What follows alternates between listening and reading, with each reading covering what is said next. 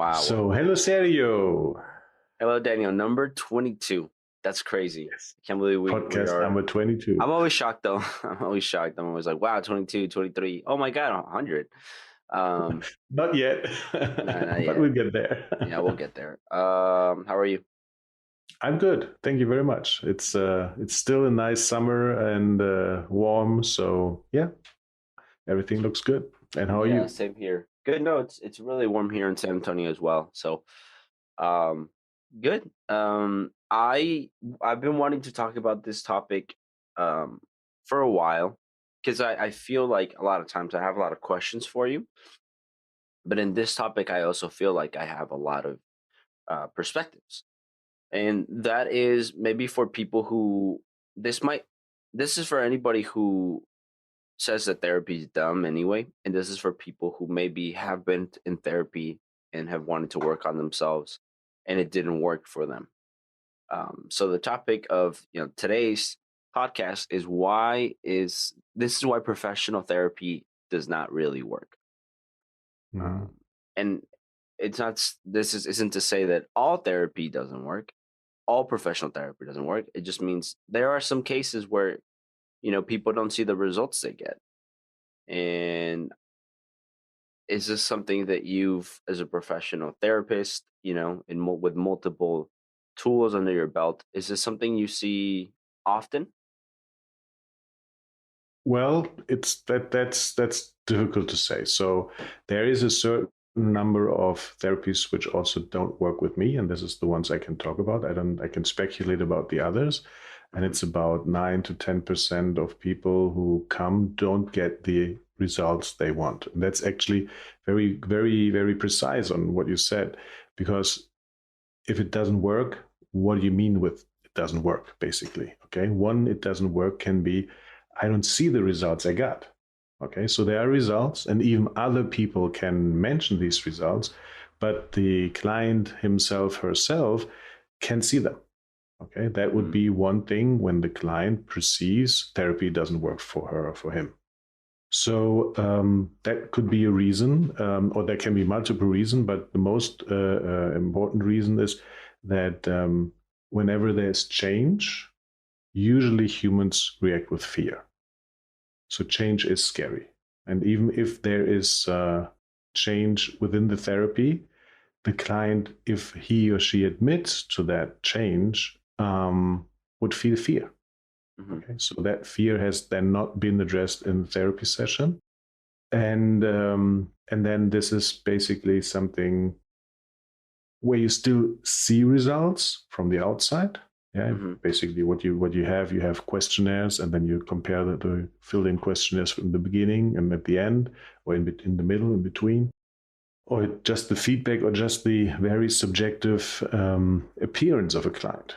So, for example, I once had a client who was struggling with catching one straight thought and was talking and then going to another sentence and coming back to the first sentence. So it was quite difficult to listen to that client, okay, to follow the train of thoughts, because it was she was jumping up and down. And after the session, after the sessions we had, this did not happen. She could talk to you like we are talking right now, with one train of thought, very well established, and so on. But she didn't see that. Other people told her that she has changed, and she said from her own perspective, no, I haven't. Okay, and my suspicion in that case is that she can't see it. Yeah, she still can't see, and perhaps she cannot allow it that she changed. Okay, perhaps, and that is something could be called a secondary gain, or some sort of guarding trauma around it, or something like this. If she would admit that, then something else would be triggered. Okay, and that basically is something when there is change in therapy, but the client is not satisfied. Got it. You said if she would admit that, though. So do you think it's always a conscious thing? This kind of Not necessarily. That happens with everything. So there sometimes, if I go to that hairdresser, I feel bad. Or to that barber, I feel bad. Okay, so you know about it. That's conscious. And Yeah. sometimes you are subconsciously avoiding going to a certain grocery store because you had a very bad encounter with the police, with an employee, or whatever happened there. And you still, if you think about grocery stores, this one doesn't pop up. Okay, because Yeah. your subconscious says, nope, we're not going there. Okay. Yeah. So that would be a subconscious thing. And and sometimes you just have some sort of feeling, some precognition that doesn't feel good going there. Okay, so you go to a different grocery store, Hmm. and this doesn't feel good. Not necessarily has to do with the store itself and with the offer from the store or the setup or the parking or whatever might be a parameter for you, but it just has to do with this one incidence you had in the past where you say, nah, that's not my store basically, and that's more or less subconscious because the only thing you feel, it doesn't feel good. I go to something in some other store, and Yeah. basically that's the same thing. So admitting that could be conscious. I can't say that because then I feel shitty, Hmm. or it's like, nah, I don't see it. Okay, it's simply it's like we talked the other day. It's like closed. So what lies here can't be seen. Okay, Hmm. so the change cannot be seen for the person, him or herself. This is all there is. Before it was this way, but now Hmm. it's this. That's all there is. And since this is all, this doesn't exist. Okay, Yeah. so it's a little bit like the phrase, "You don't know what you don't know." Huh? Yeah. Yeah. What what do you think gets people to not have that be unconscious anymore, or even step from that threshold of they know it? There's like you don't know what you don't know, and there is you don't want to know what you know. So Yeah. what do you think are the things that get both of those scenarios into people's consciousness? Transparency. That's what, at least what I try to do. It's to be very transparent with the goals at the beginning and then with the progress in between. And then when you do the progress in between, you notice already that there's like resistance to seeing what has been achieved. Okay, so you have a questionnaire, and usually people fill it out very quickly because these are the answers that quickly come to mind, and they are partly automatic, partly from the subconscious, and partly thought about. And then Hmm. you have that same questionnaire some months later, and then they fill it out again. And then you see the change, usually, because it's not always the same. It's not, and this change is not random. You can see it in these questionnaires. You can see what is a random change or what is a consistent change. Okay, because there are many questions which deal with one topic, and when all of these change, it's basically consistent change and not a random change. Okay, for one topic, many questions. Okay, I have 4 questions for one topic, and they have been answered this way, and then they have been answered that way. That basically points into one direction. And and then you address this issue. Okay, you address. Okay, we have here clearly a change. Hmm. What is it in you? What is it in you that can't see that can't validate that can let this be your truth? Hmm. And then something comes up, and then you work with that. So change is scary even after you've done positive change and you've done positive growth. You see that pretty commonly in people. Yeah, change is always scary. So the thing is with positive, that usually is something which you experience later on. Okay, Hmm. before you were very used to avoiding that grocery store, and then Yeah. going the first time to that grocery store is not something that makes you happy, but Yeah. it's something that you do. So that is already the progress. And when you the second and third time and fourth time go there, you might discover why this grocery store actually is much better than the other one you went to before. Yeah. Okay, so the positive evaluation usually is a much slower process than the change you're going to do. Yeah. And so that's why I always say, if you have a new practice, do it for 3 weeks, at least 21 days, and then decide if you like it or not. Because if you Hmm. just do it once or twice, yeah, you can tell usually. If it's Yeah. something very, very horrible, you can tell. But if you, for example, start yoga class or start meditation or start some gym, give yourself at least 3 weeks so you can adapt. We are very slow adapters to change, and so the resistance inside of us usually is much stronger and much harder to overcome if you're not setting your mind on, okay, I'll do that for 3 weeks. Yeah. That's true. Especially in the kind of society we live in now, a lot, not everybody, but a lot it's hard to do. It's hard to not see the answers that fast. Yeah. Um, so we talked just now about what things can make it seem. We talked more about like what can make it seem like therapy didn't work, um, Hmm. as opposed to like what are things that why why why therapy might not work. I've seen a lot of stories of people who have gone to what you might call common talk therapy, and after years of it not getting them the results they wanted, they switched to something more on the trauma therapy side, more trauma informed. And we've talked about this, right? We've talked about this, and then those things helping them. I've had the pleasure of talking to people that whose symptoms got better from multiple sclerosis. I read cases of fibromyalgia getting better because of doing trauma therapy. And we've talked. This is what this podcast is about. And so, people know from watch if they watch these podcasts, I'll just reiterate, there are some limitations to talk therapy. We both, as a therapist, a trained therapist, and as somebody who's done it, that they have their limitations, and they might get you to.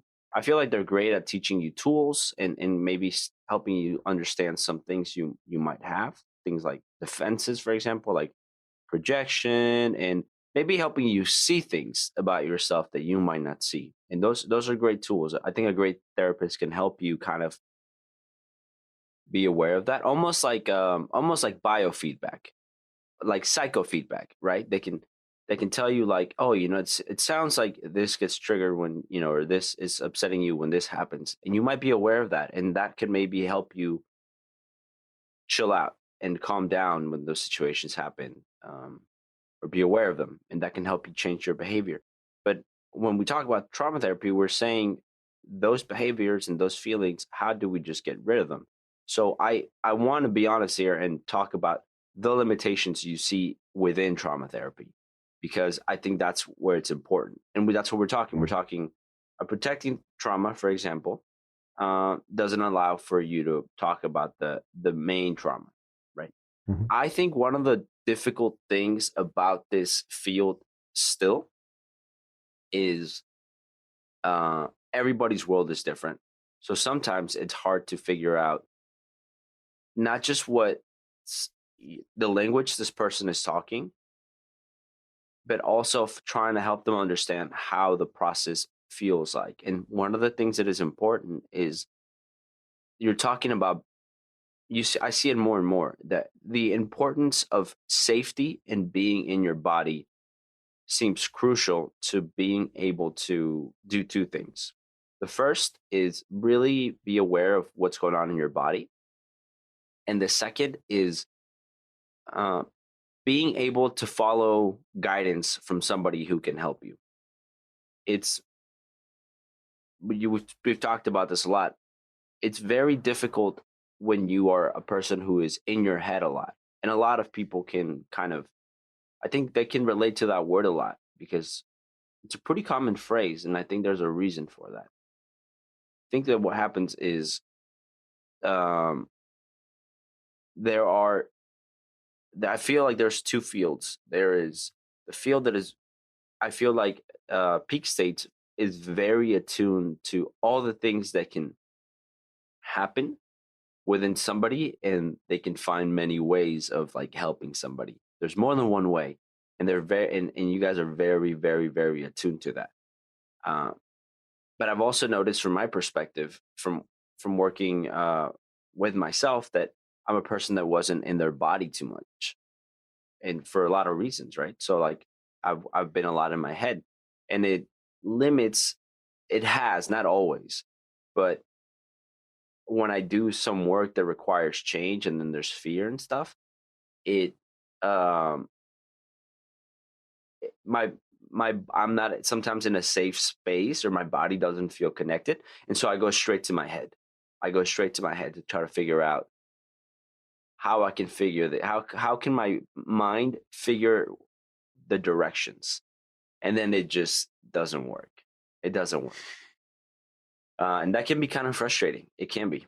So I've noticed that safety and being in your body seem like a very important requirement to be able to do this work. Um, pretty straightforwardly, having the guidance of you who knows how to guide someone. That's one of the things. Have you noticed that? Yes, definitely. Safety is the most important parameter, and we call that safety and rapport, and having a connection to your therapist. Hmm. So one reason why therapy might not work is because you go there because somebody sent you to therapy. Yeah, Okay, it's true. so you go to that therapist. You haven't even selected the therapist in the worst case. So you always should select your own therapist and not tell them go there because somebody told you to. But anyway, that happens. And then you're sitting there and you're doing the session just for somebody else and not for you. Okay, so that is one reason why it might not work.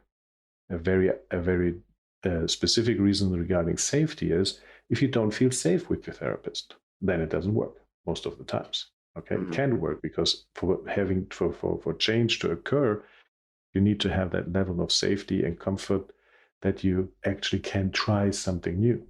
It's not that you can't do it. I mean, many things a therapist might tell you are things that you might have thought on your own, Hmm.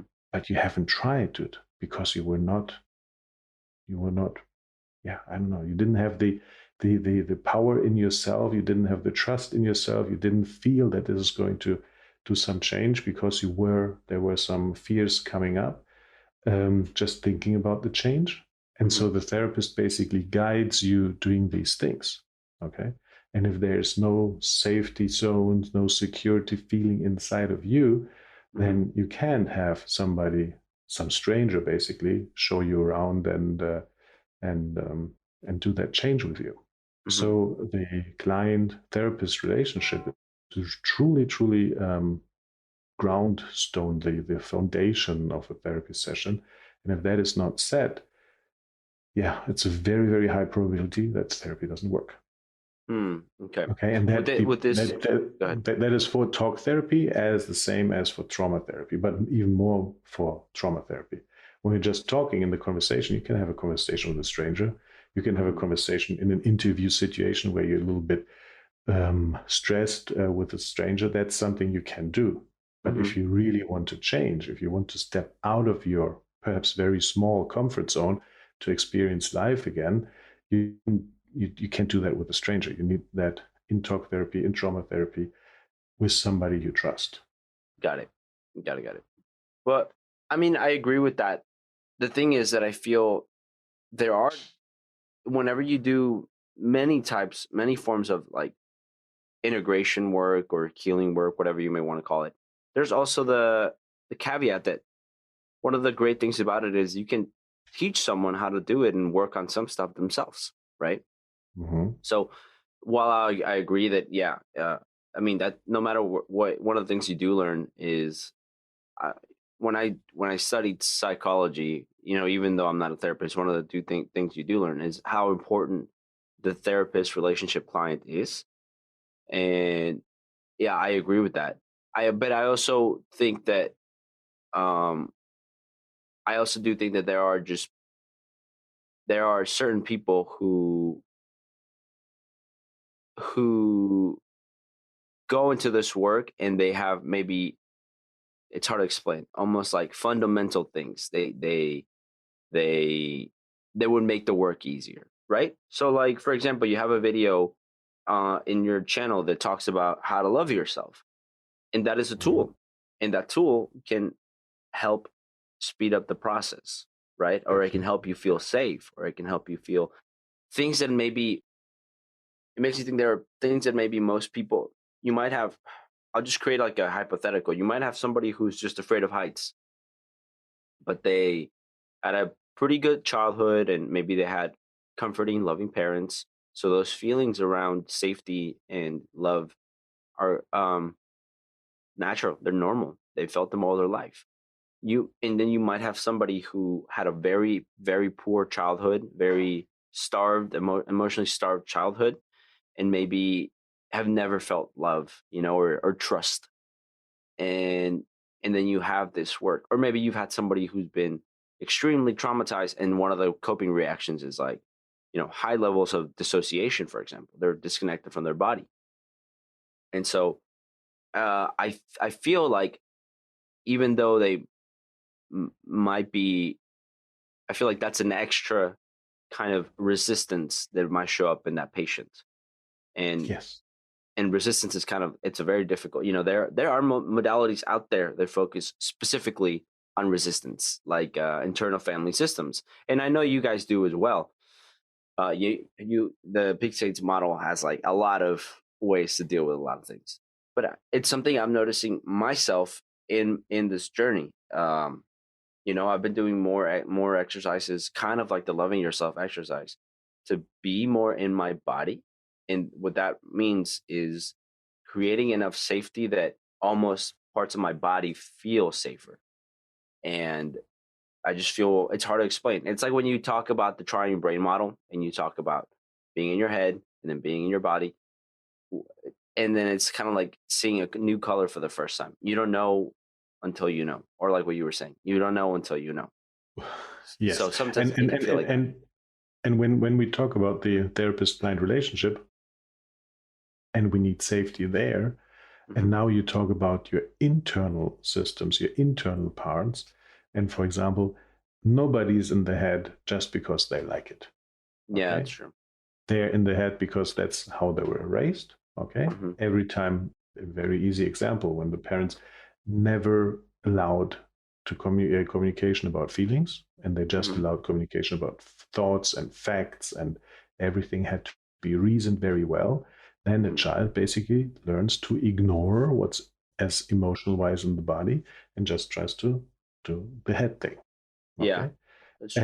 and so it's not because they like it, because they have been trained. Another reason why you're in the head is because it feels horrible in your body, because Yeah, there's turmoil going on yeah. for whatever reason, doesn't matter, but there's turmoil going on that's hurtful.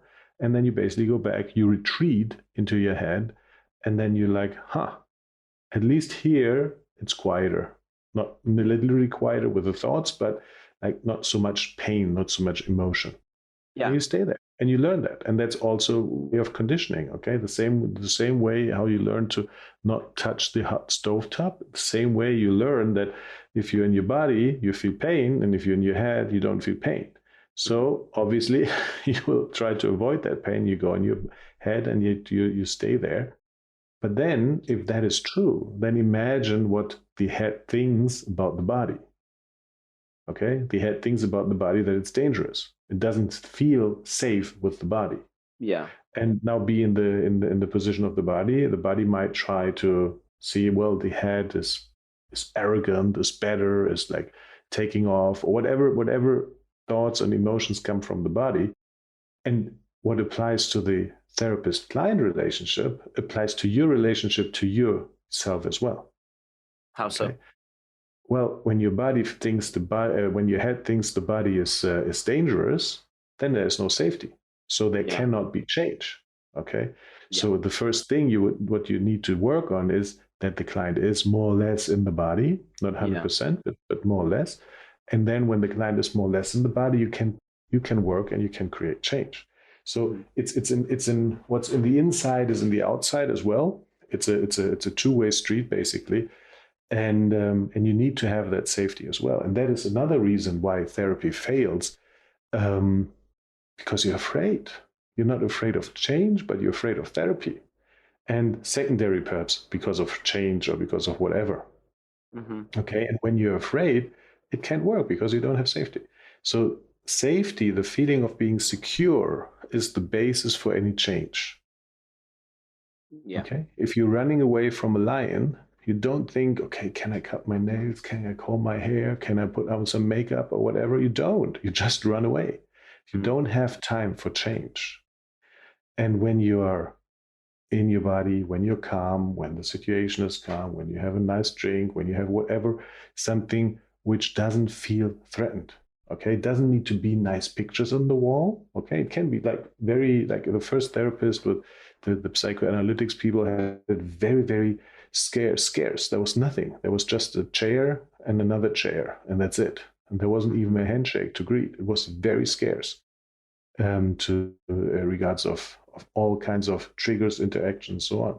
At the beginning, it's like, okay, where am I? That's difficult, okay, because usually you would expect a nice office or something. But then when you get used to it, it's safe, Hmm. okay, because there are no triggers.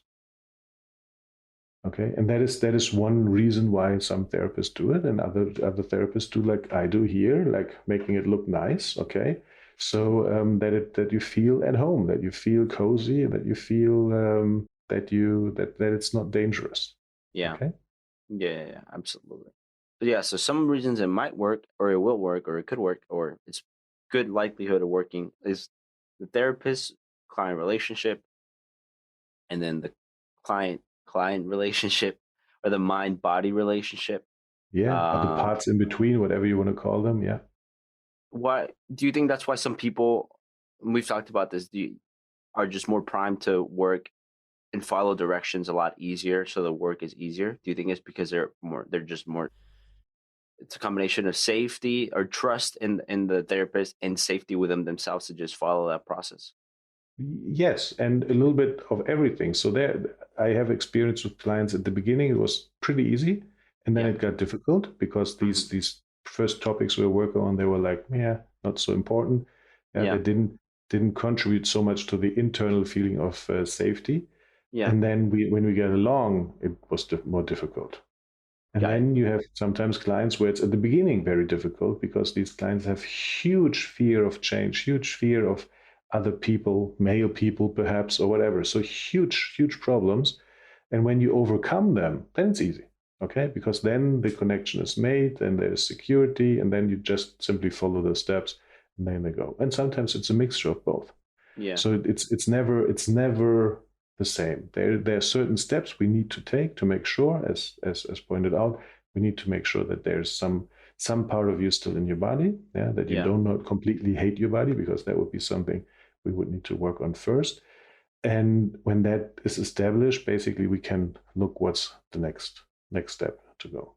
Got it. So some type of things that might not, that might cause difficulty are the type of symptom, right? The type of underlying thing going on, and um, yeah, depending on like the difficulty.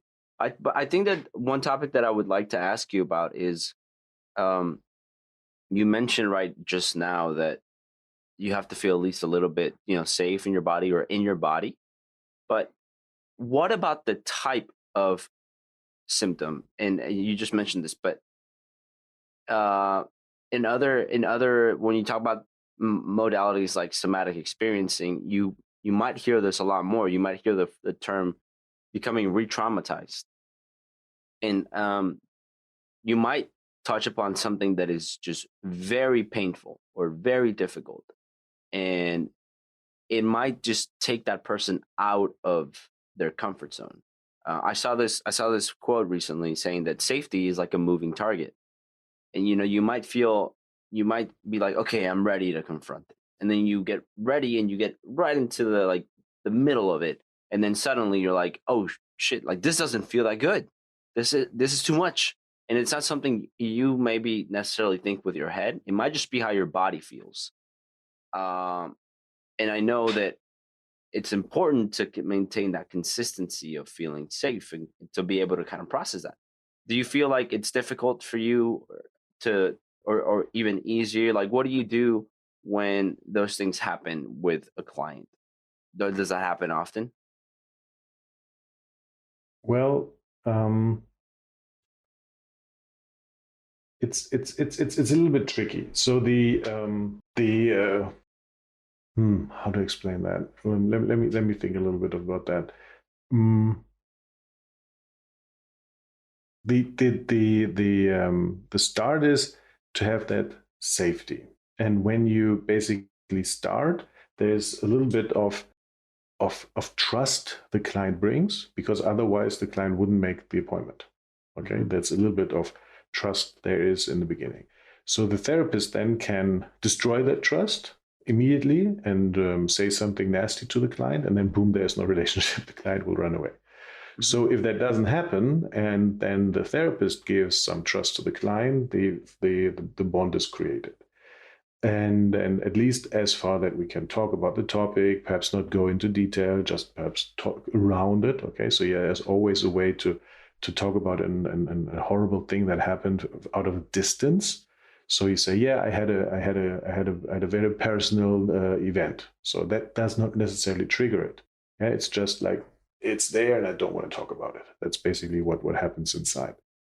And then the therapist can take note of it. And then he can immediately go in the first session and poke there, and that would usually destroy the relationship very quickly, because then these feelings come up, and these feelings are not something we can consciously control. So they just come up. And then basically this first trust is destroyed. If the relationship continues, basically, then there is a little bit more trust established. And we always say there needs to be at least 51% in the client who wants to change and who has the feeling of safety. And that is basically what we do with exercise like loving yourself or other exercises, to show the client, okay, with smaller things, there's actually a way to change, and it doesn't hurt. And I don't Yeah. need pills, and I don't need any invasive procedures or drugs or anything. It's just with simple tools I can change. So the client not only uses this trust credit what he has for the therapist, but creates trust in himself or in herself, and that trust basically adds on, and that creates at least 51% or 60 or 70 or 80% of saying want to change. And Yeah. then if the client says, okay, 70% of me now want to go to this horrible event, I know it's going to be horrible, but we want to do it. Okay, then you basically do it. And the beautiful thing with these therapies like peak states and inner unity is you don't need to go there. You don't need to relive it. Okay, so when you make sure the client is in the body, there's enough resources of the client available, that the client has trust in the method, has trust in the therapist, has trust to tackle that problem. Then you, from the distance, you look at that issue and you start working. And then there's Yeah. change. And there's change which creates not pain but neutrality. And then you basically go further and further and further until you went all around this topic and you resolved it. Hmm. And then it's basically just remembering there was an event. It's not a Okay. pleasant event, but there are no emotions attached to that event. And that is Yeah. most of the time very strange for people, but it is the same feeling you have when a weight was lifted off your shoulders. Okay, so you had to make a decision: do I take job A or B? Okay, and not the job said I'm not taking you, therefore you had to take job B, but Hmm. something else happened inside of you. You became clear that you wanted to take job A. Then basically this clarity just came after a weight was lifted off your shoulders. That's basically the same as the trauma has been resolved, Hmm. and then you knew you'd go with job A. Okay, so Yeah. that is basically the same feeling. You still have job B. You still know that it was difficult to decide between them, but it doesn't affect you anymore because there's no emotion. Got it. So you're saying that having the kind of trust within a client relationship and the becoming more and more confident about the work and doing work like peak states, the type of therapy that you guys do, it doesn't lend itself to becoming re-traumatized as much as other therapies because you don't have to Well, fully go into it. we know situations how to re-traumatize a client. So one very possible way is reliving it without being inside of your body. That's a sure way for re-traumatizing yourself, Hmm. and so that's something we try to avoid, obviously. Okay, that's why being in the body is so important. Yeah, and the first thing. Yeah, I agree. I totally agree. I think that is like, and maybe maybe this is like a little controversial, but I do think it's so important. I think it's probably the most important thing. The more, and I would like to say, speaking from a 8-year perspective of doing therapy, I feel like trauma therapy is necessary. I think that, but I think from a individual perspective, I don't think there's anything that can make the work easier as being able to feel safe in your own body and being Mhm. connected to your own body, and it's just this sort of combination of strength and peace that allows for pain to come up while still being um, in control of it, as opposed to letting it. I don't know if you think about it like this, but sometimes feelings can feel like intense things can feel like they are you as opposed to a part of you, Yes. Hmm. because they get so strong, right? And I used to think about it like this before, but I sometimes I've had friends that have come up, like, have told me, they've been very, like, sad, they've been depressed, and I'm not a therapist, so, like, I don't know what to tell them. But one thing I do tell them is, like, just remember, this is, and you've told me this too. Like, part of it is because you told me this, is that you remember, like, this is just how you're feeling. How you're feeling doesn't necessarily mean how the world is in reality. It is your reality. It is how you see the world, but it doesn't mean that's how the world is. Um, and the other part is, I try to say, like, this is just how a part of you feels. This is something that you have, something that you are feeling. It is not who you are. It is something you are feeling. Um, Amazing. it does, Amazing. yeah. It's so, It's yeah. helpful to keep some distance. Yes. Well, it's not only the distance. It's so the first thing is you always need to validate a person. A person who feels not well needs some validation, but Yeah, also hope. Okay. So when I feel terrible and you tell me, and the world is terrible as well, and it will never get better, very difficult. Okay. yeah, But if I understand that it's me and it is seen, I'm seen in my pain, and there are ways out, and the world is not necessarily this way how I see it. There's a little bit of invalidation because I see the world in a certain way. But if the validation happened before, most of the time that is help to basically see that they're there for the next step.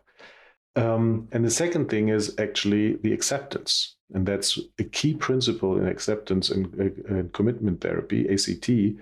There is the term self as a context, where you get distance, and that's a different distance than going back into your head and saying, I don't want to have nothing to do with my body, where you understand that you are the context and you are having emotions. And that's a huge difference to what you said before, that I'm the emotion. I'm the crushing pain that, I don't know, I didn't get that job. mm, Okay. Or I'm the crushing pain that I'm not good enough because I didn't get that job, or whatever it is. So, this crushing pain is inside of you. It's happening inside of you. You don't need to run away. You accept it that it's there. And interestingly, if you stay with the pain for a little bit, it ceases, it decreases a little bit. Not always. There's certain situation where it doesn't happen, where basically there's a cycle and the pain it intensifies itself. But most of the time, things are not really that strong inside of you when you stay with them. But what most people do, they run away, they avoid, they go into the head or whatever, and then the pain stays. Okay. So self as a context is a really important principle also for any kind of trauma therapy, that you notice that this is happening inside of you and it's not you. But it's not a complete dissociation that you say, nope, I'm going out of my body and let the body have the problem. I'm outside. This is yeah, basically too much. Okay. That would be the one extreme. The other extreme would be I'm the pain. And the self as context is somewhere in between, where you accept that you're having pain, but you know it's just part of you. It is not you. yeah, yeah. That makes sense. And the good thing is, with work, and I think, I the reason I say it's important to be in your body the most is because I think it helps bring you back from those places a lot quicker, where you can kind of remember, like, oh, I'm too much here, or I'm too much here. Like, what can I do about that in this moment? Mm. And there are a lot of things you can do to kind of stabilize you and continue doing the work if that happens. Um, because, yeah, there are some things that are very easy. There are some things that are very, very easy to, in terms of, like, emotional pain. Once you start doing this work, and once you start, um, feeling more confident in yourself, and working with a therapist who's, like, well versed in this, there are things that happen that are, so some of them are very difficult to do yourself, and some of them are easy enough that you might not have to do some of the techniques, and you can just feel There are things that I couldn't even do before, which are just like little things that might show up, and I stay with them, and then I can just feel them, and then they just kind of move through me. And then there are some that are still, not as easy in using the techniques. Like I do the techniques, and then there are some that are just so hard that I just can't do it myself. But doing all this work definitely gives you confidence and uh, and like inner resilience as well. But I would say that, yeah, I would say that it's also important if if you're doing this work and you feel like you're one of these people. Maybe you're not. Do you feel you're going into your head a lot? Do you think you're a very person who's in your head? Um, Good to have somebody who maybe has been in that place. I know, Daniel, we've talked about this. You were in your head a lot, and now you're not. So you can Yeah. have somebody guide you. But also, um, embodiment techniques and those things also make you feel more confident in this work, and that you can do it yourself, and it can help you continue moving forward so that uh, you don't give up on therapy. Um, Yes. Well, that is Essentially. actually one more thing, giving up. Okay. So giving up on the therapy, when we go back to our topic on why it didn't work, um, if you give up too early. Okay. So for example, in my paperwork, it states very clearly that within therapy, things will get worse first, and then they can get better. That's because before you were just running away, and that feels lighter. And now with therapy, we focus on the problems, and that feels heavier, that feels worse than before. Yeah. So with therapy, at the beginning, there's usually this effect. And if you run away from that as well and quit therapy, then basically therapy didn't work. Okay. Hmm. And that's what you usually say store in your mind, because that's a sort of a projection. You didn't want to have that pain, you ran away, and then you point the finger at therapy, it didn't work, but actually you didn't give it a chance. But this reflection of not giving a chance, when you have on the other side the pain which is waiting for you there, Hmm. that is sometimes really difficult. And you see that very often in Facebook when people complain about this therapy is not good, this not good, and so on. It usually has to do with things that there was not enough time to actually develop. Sometimes it's not the suitable therapy. Sometimes the therapist wasn't good enough, or the relationship wasn't good enough, or whatever. There are many. We pointed already out many of the reasons, but this basically trying and trying and trying, and sometimes it's hard. Okay, sometimes it takes 5 years, 10 years, if it's really bad, to really get that breakthrough. But if you don't, that breakthrough is later, if at all. So I think the only thing that we can do is try to get better, try to feel better in our path, whatever path we take. If it's talk therapy, trauma therapy, whatever you take, doesn't really matter. But Hmm. life is about change. Life is ever changing. And if you say, no, I don't change, Amy, because that's painful, then basically you put your feeling well even further in the future. Okay, it won't never be quicker. So there's usually no way to make it quicker. You always have to do the work, and if you don't do the work, it's later. Yeah, so So that's you that's have very to, one way very, or very another. simple. Yeah. So yeah, therapist relationship, the client's internal resistance, the setup. Yeah, if do I go there on my own, or is somebody sending me there? Yeah, is it the court order or whatever? Yeah, or just a spouse sending me there?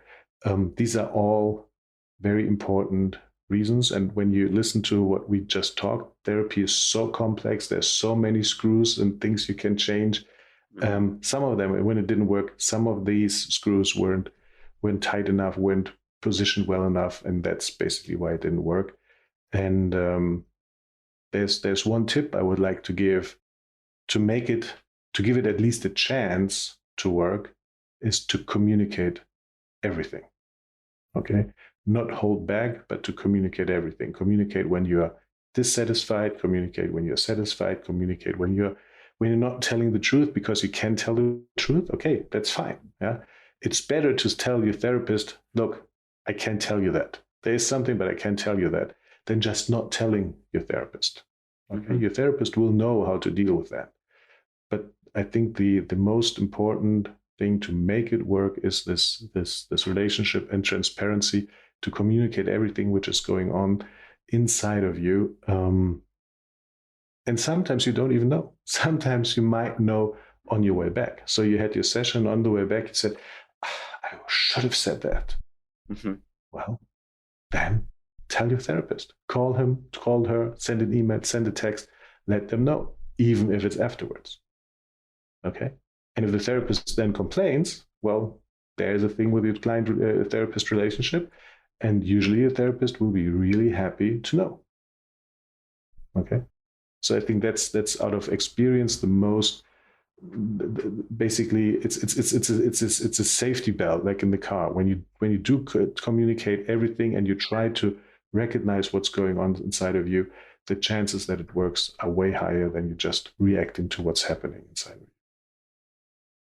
That's really insightful. That's really, really insightful. Um, Great. That's really good to know. So just to reiterate, because I kind of get the feeling we're going to like the conclusion of Yeah. this important topic. So we talked a lot about, why it's important to be aware of reasons why there might be some difficulties within therapy, why it may not work, why it hasn't worked for you, and why it does work. The important parts are, trusting yourself, being able to be embodied, and trusting your therapist, having great communication, and relying on this communication to help you move forward, to see where the resistances are, where you might be having some symptoms that are not as easy to deal with, and or are protecting trauma around something else. You may be aware of it, you may not be aware of it. Something that therapists are very good at are knowing when you're not aware of something and helping you guide to your unconscious in a safe way, where you're not overwhelmed by the things that come up.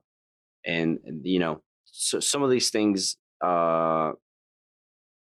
if you're at that place where you want to work on these things and you're not being told to go work and get better, or go to therapy because somebody told you to, and you're at that place, then there are techniques now that can help you get there in a safe and quick manner.